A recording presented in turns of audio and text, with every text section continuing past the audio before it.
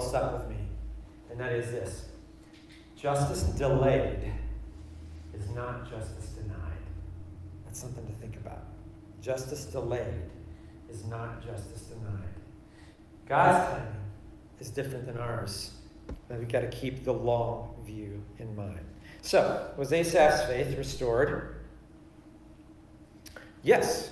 And there's even a moment of embarrassment in verse 23 through 25, where he kind of does one of those face palm things. It's like, how could I have been so stupid?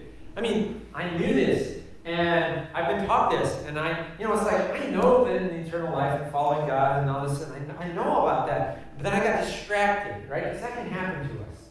Sometimes we lose sight of the long view, and we need to be reminded.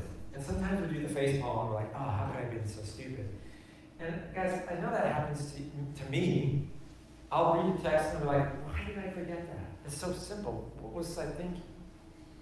But that's just who we are. We're forgetful. We need reminders. So, I think a lot of times, even when we go back and reread texts that we've learned before, this coming Wednesday, a week from today at CCS Chapel, I'm going to present a message on the Good Samaritan. Who hasn't heard that before? But I bet you could use a reminder. You see, a lot of times, a good reminder is all we need to have our eyes reopened to the important stuff. If you just pull the bass out a little bit, Adam, I think that'll pull the bass out of mine.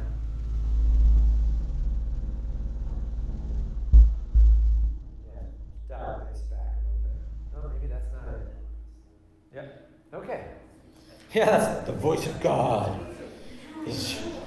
is working on you from the inside out. Yeah. Okay, that's basically my idea tonight. The text is very, very clear. Guys, keep the long view, right? When the world seems like it's going down the tubes, keep the long view.